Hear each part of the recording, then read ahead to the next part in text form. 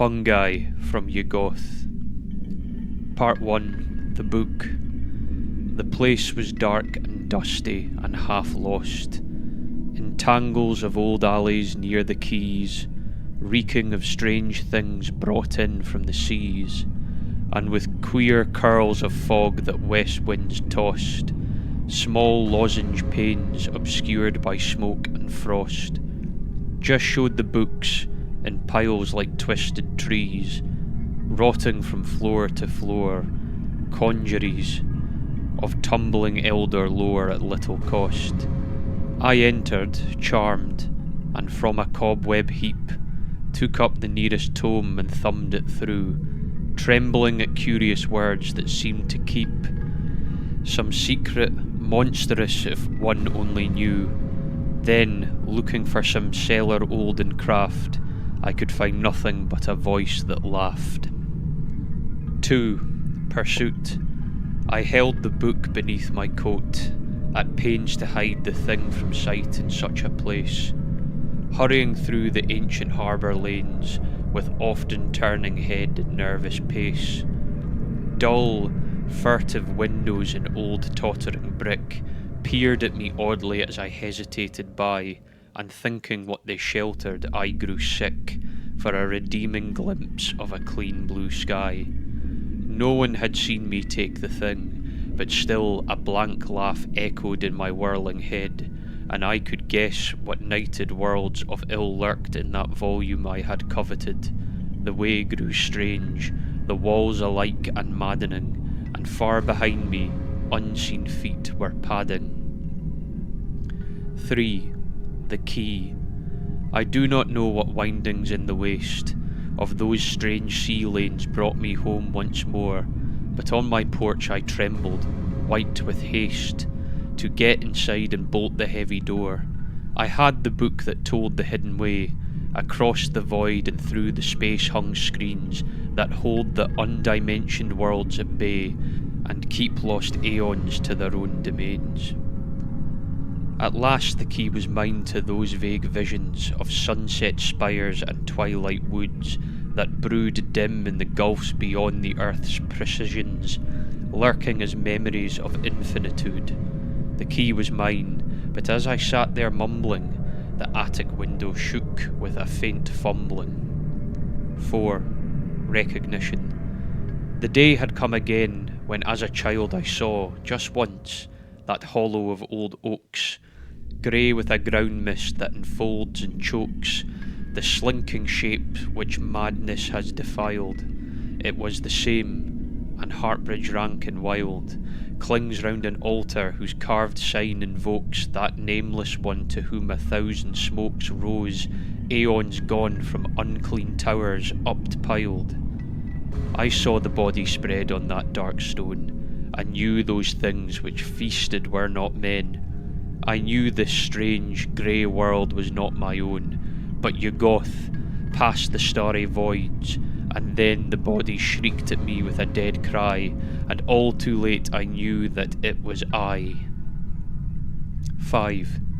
Homecoming. The demon said that he would take me home, to the pale, shadowy land I half recalled as a high place of stair and terrace, walled with marble balustrade that sky winds comb, while miles below a maze of dome on dome and tower on tower beside a sea lies sprawled. Once more, he told me, I would stand enthralled on those old heights and hear the far-off foam. As this he promised, and through sunset's gate he swept me past the lapping lakes of flame and red gold thrones of gods without a name, who shriek in fear at some impending fate, then a black gulf with sea sounds in the night. Here was your home, he mocked, when you had sight. 6. The Lamp. We found the lamp inside those hollow cliffs, whose chiselled sign no priest in Thebes could read, and from whose caverns frightened hieroglyphs warned every living creature of earth's breed. No more was there, just that one brazen bowl, with traces of a curious oil within, fretted with some obscurely patterned scroll, the symbols hinting vaguely of strange sin. Little the fears of 40 centuries meant to us as we bore off our slender spoil, and when we scanned it in our darkened tent, we struck a match to test the ancient oil. It blazed, great God, but the vast shapes we saw in that mad flash have seared our lives with awe. 7. Zamin's Hill. The great hill hung close over the old town, a precipice against the main street's end, green, tall and wooded, looking darkly down upon the steeple at the highway's bend. 200 years the whispers had been heard about what happened on the man-shunned slope, tales of an oddly mangled deer or bird, or of lost boys whose kin had ceased to hope. One day the mail mound found no village there, nor were its folk or houses seen again. People came out from Aylesbury to stare, yet they all told the mailman it was plain that he was mad for saying he had spied the great hill's gluttonous eyes and jaws stretched wide. 8. The Port. 10 miles from Arkham I had struck the trail that rides the cliff edge over Boynston Beach, and hoped that just at sunset I could reach the crest that looks on Innsmouth in the Vale. Far out at sea was a retreating sail, white as hard years of ancient winds could bleach, but evil with some potent beyond speech, so that I did not wave my hand or hail. Sails out of Innsmouth, echoing old renown of long dead times, but now a too swift night is closing in, and I have reached the height whence I so often scan the distant town. The spires and roofs are there, but look, the gloom sinks on dark lanes, as lightless as the tomb. 9. The Courtyard. It was the city I had known before, the ancient, leprous town where mongrel throngs chant to strange gods and beat unhallowed gongs in crypts beneath foul alleys near the shore. The rotting fish-eyed houses leered at me from where they leaned drunk and half-animate, as edging through the filth I passed the gate to the black courtyard where the man would be. The dark walls closed me in, and loud I cursed that ever I had come to such a den, when suddenly a score of windows burst into the wild light and swarmed with dancing men, mad, soulless revels of the dragging dead, and not a corpse had either hands or head. 10. The Pigeon Flyers. They took me slumming where gaunt walls of brick bulge outward with a vicious stored-up evil, and twisted faces, thronging foul and thick, wink messages to alien god and devil. A million fires were blazing in the street, and from flat roofs a fugitive few would fly, bedraggled birds into the yawning sky, while hidden drums droned on with measured beats. I knew those fires were brewing monstrous things, and that those birds of space had been outside. I guessed to what dark planet's crypt they piled, and what they brought from Thog beneath their wings. The others laughed, till struck too mute to speak by what they glimpsed in one bird's evil beak. 11. The Well. Farmer Seth Atwood was past 80 when he tried to sink that deep well by his door, with only Ebb to help him bore and bore. We laughed and hoped he'd soon be sane again, and yet instead young Ebb went crazy too, so that they shipped him to the county farm. Seth bricked the well mouth up as tight as glue, then hacked an artery in his gnarled left arm. After the funeral we felt bound to get out to that well and rip the bricks away, but all we saw were iron handholds set down a black hole deeper than we could say, and yet we put the bricks back, for we found the hole too deep for any lane to sound. 12. The Howler. They told me not to take the Briggs Hill path that used to be the high road through to Zoar, for Goody Watkins, hanged in 1704, had left a certain monstrous aftermath. Yet when I disobeyed, and had in view the vine-hung cottage by the great rock slope, I could not think of elms or hempen rope, but wondered why the house still seemed so new. Stopping a while to watch the fading day, I heard faint howls as from a room upstairs, when through the ivied panes one sunset ray struck in and caught the howler unawares. I glimpsed and ran in frenzy from that place, and from a four-pawed thing with human face. 13. Hesperia. The winter sunset flaming beyond spires and chimneys half detached from this dull sphere opens great gates to some forgotten year of elder splendours and divine desires. Expectant wonders burn in those rich fires, adventure fraught and not untinged with fear, a row of sphinxes where the way leads clear towards wells and turrets quivering to far leers. It is the land where beauty's meaning flowers, where every unplaced memory has a source, where the great river time begins its course. Down the vast void in starlit streams of hours, dreams bring us close, but ancient lore repeats that humans' tread has never soiled these streets. 14. Star winds.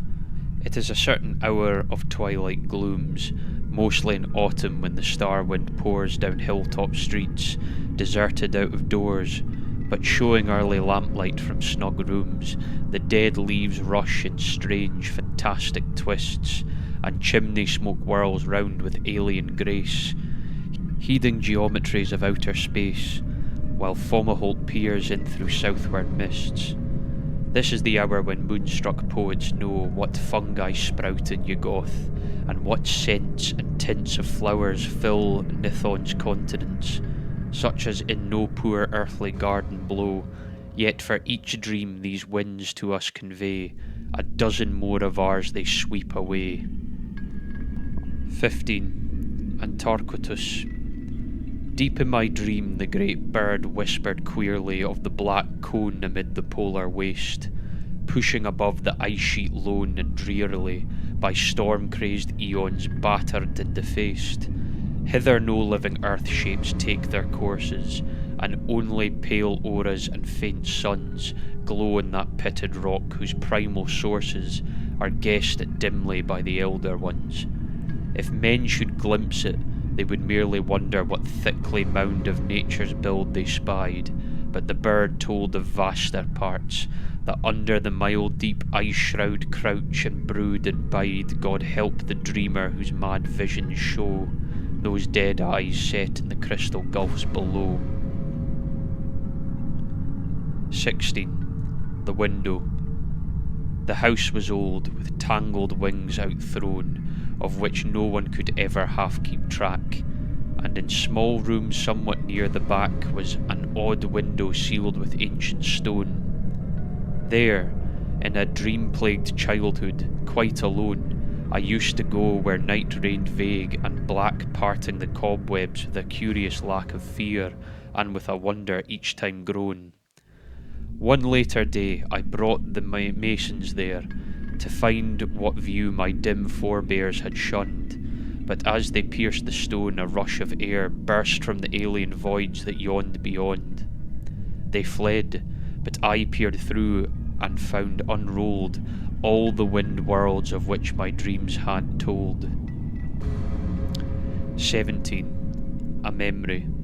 There were great steppes and rocky tablelands stretching half limitless in starlit night, with alien campfires shedding feeble light on beasts with tingling bells in shaggy bands.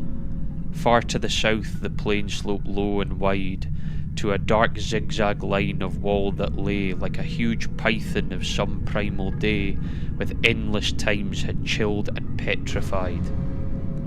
I shivered oddly in the cold, thin air, and wondered where I was and how I came, when a cloaked form against a campfire's glare rose and approached and called me by my name. Staring at the dead face beneath the hood, I ceased to hope because I understood.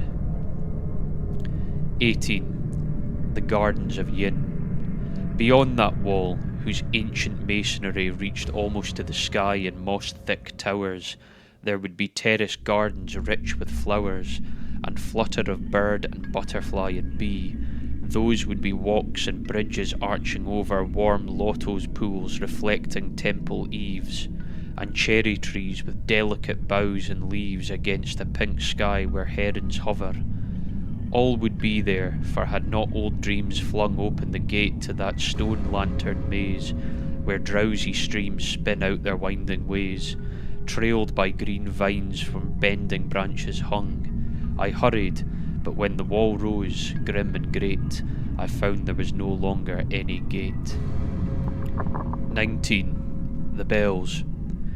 Year after year I heard the faint, far ringing of deep-toned bells on the black midnight wind, peals from no steeple I could ever find, but strange as if across some great void winging. I searched my dreams and memories for a clue, and thought of all the chimes my visions carried, of quiet Innsmouth where the white girls tarried, around an ancient spire that once I knew. Always perplexed I heard those far notes falling, till one March night the bleak rain splashing cold beckoned me back through gateways of recalling to elder towers where the mad clappers tolled. They tolled, but from the sunless tides that pour through sunken valleys on the sea's dead floor. 20. Night gaunts. Out of what crypt they crawl I cannot tell, but every night I see the rubbery things, black, horned and slender, with membranous wings, and tails that bear the biffid barb of hell. They come in legions on the north wind's swell, with obscene clutch that titillates and stings, snatching me off on monstrous voyages, the grey worlds hidden deep in nightmare's well. Over the jagged peaks of Thok they sweep, heedless of all the cries I try to make, and down the nether pits to that foul lake, where the puffed Yaggoth splash in doubtful sleep. But oh, if only they would make some sound, or wear a face where faces should be found. 21. Narathlotep.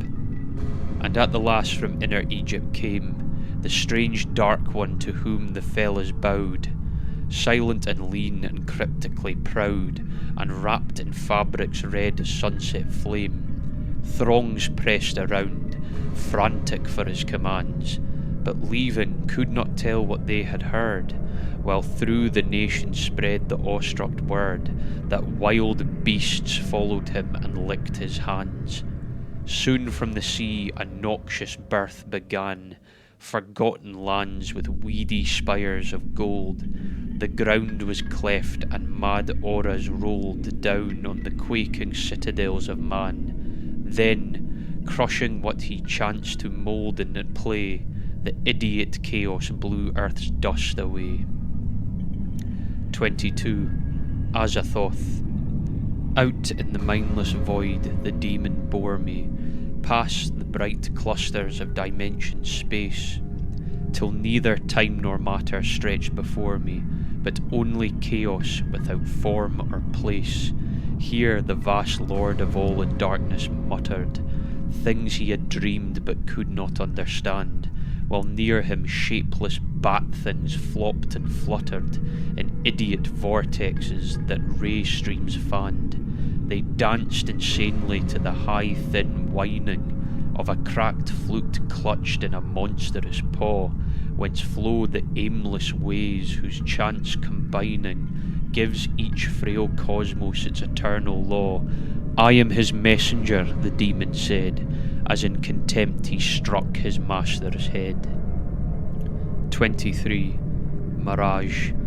I do not know if ever it existed, that lost world floating dimly on time's stream, and yet I see it often, violet misted, and shimmering at the back of some vague dream. There were strange towers and curious lapping rivers, labyrinths of wonder and low vaults of light, and bow-crossed skies of flame, that which quivers wistfully just before a winter's night. Great moors led off to sedgy shores unpeopled, where vast birds wheeled, while on a wind-swept hill there was a village ancient and white-steepled, with evening chimes for which I listen still.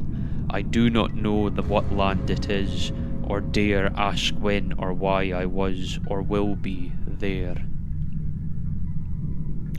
24. The Canal. Somewhere in Dream there is an evil place, where tall deserted buildings crowd along a deep black narrow channel, reeking strong of frightful things whence oily currents race.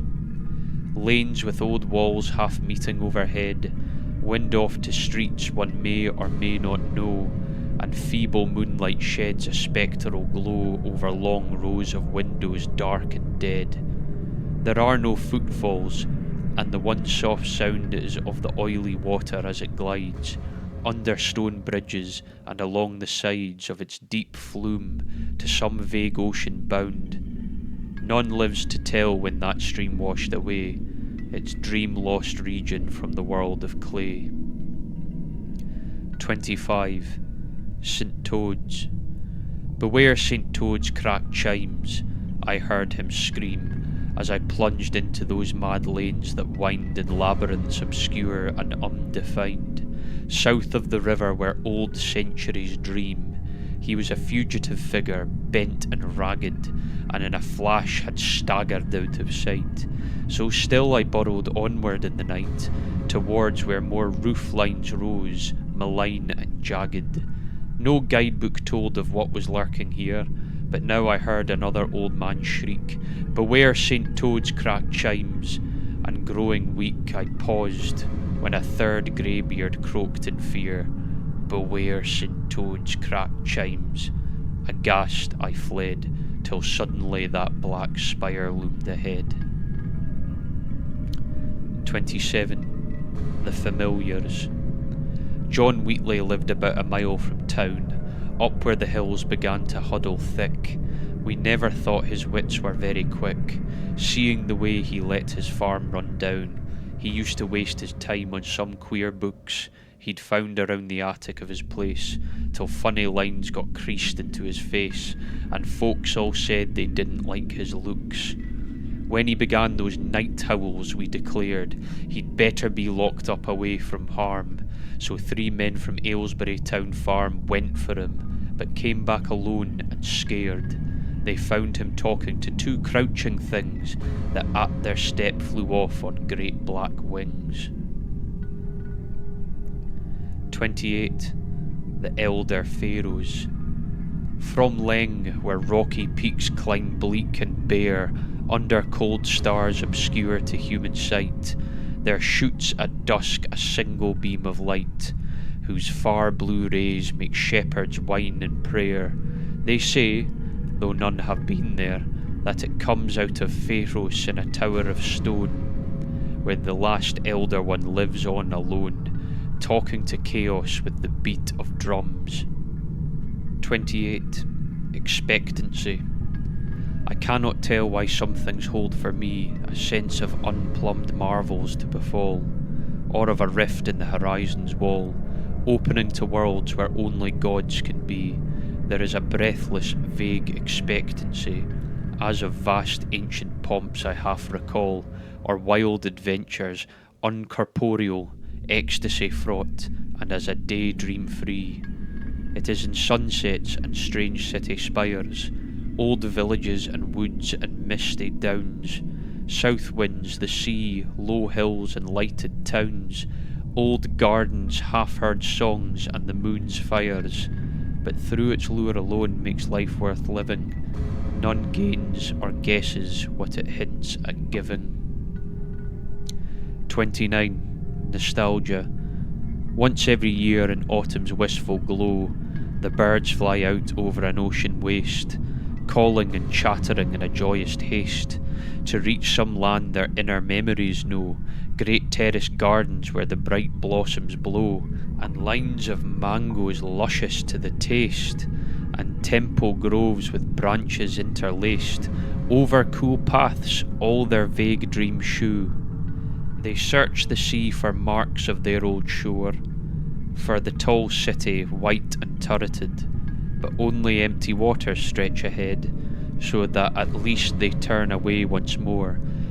Yet sunken deep where alien polyps throng, the old towers miss their lost remembered song. 30. Background. I never can be tied to raw new things, for I first saw the light in an old town, where from my window huddled roofs sloped down to a quaint harbour rich with visionings, streets with carved doorways where the sunlit beams flooded old fanlights and small window panes, and Georgian steeples toppled with gilded vanes. These were the sights that shaped my childhood dreams. Such treasures, left from times of cautious leaven, cannot but loose the hold of flimsier wraiths that flit with shifting ways and muddled faiths. Across the changeless walls of earth and heaven, they cut the moment's thongs and leave me free to stand alone before eternity. 31. The Dweller. It had been old when Babylon was new. None knows how long it slept beneath that mound, where in the end our questing shovels found its granite blocks and brought it back to view. There were vast pavements and foundation walls, and crumbling slabs and statues carved to show fantastic beings of some long ago, past anything the world of man recalls. And then we saw those stone steps leading down through a choked gate of graven dolomite to some black haven of eternal night, when elder signs and primal secrets frowned. We cleared a path, but raced in mad retreat, when from below we heard those clumping feet. 32. Alienation. His solid flesh had never been away, for each dawn found him in his usual place, but every night his spirit loved to race.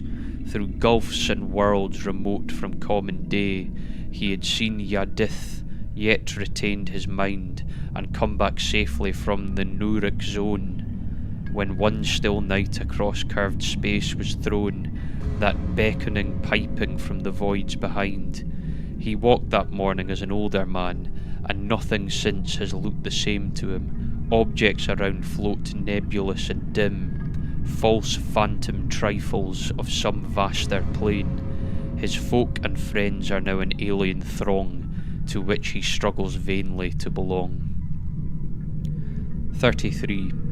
Harbour whistles. Over old roofs and past decaying spires, the harbour whistles chant all through the night. Throats from strange ports and beaches far and white, and fabulous oceans ranged in motley choirs, each to their other alien and unknown, yet all by some obscurely focused force, from brooding gulfs beyond the zodiac's course, fused into one mysterious cosmic drone. Through shadowy dreams they send a marching line of still more shadowy shapes and hints and views, echoes from outer voids and subtle cues, to things which they themselves cannot define, and always in that chorus, faintly blent, we catch some notes no earthship ever sent. 34. Recapture. The way led down a dark half-wooded heath, where moss-grey boulders humped above the mould, and curious drops, disquieting and cold, sprayed up from unseen streams and gulfs beneath. There was no wind nor any trace of sound in puzzling shrub or alien-featured tree, nor any view before, till suddenly, straight in my path, I saw a monstrous mound. Half to the sky those steep sides loomed upspread, rank-grassed and cluttered by a crumbling flight of lava stairs that scaled the fear-topped height. In steps too vast for any human tread, I shrieked I knew what primal star and year had struck me back from man's dream transient sphere. 35. Evening Star. I saw it from that hidden silent place where the old wood half shuts the meadow in. It shone through all the sunset's glories, thin at first but with a slowly brightening face. Night came and that lone beacon, amber-hued, beat on my sight as never it did of old. The evening star, but grown 1,000-fold, more haunting in this hush and solitude. It traced strange pictures on the quivering air, half memories that had always filled my eyes, vast towers and gardens, curious seas and skies of some dim life. I never could tell where, but now I knew that through the cosmic dome, those rays were calling from my far, lost home. 36. Continuity. There is in certain ancient things a trace of some dim essence more than form or weight, a tenuous ether, indeterminate, yet linked with all the laws of time and space, a faint veiled sign of continuities that outward eyes can never quite descry, of locked dimensions harbouring years gone by and out of reach except for hidden keys. It moves me most when slanting sunbeams glow on old farm buildings set against a hill, and paint with life the shapes which linger still, from centuries less a dream than this we know. In that strange light I feel I am not far from the fixed mass whose sides the ages are.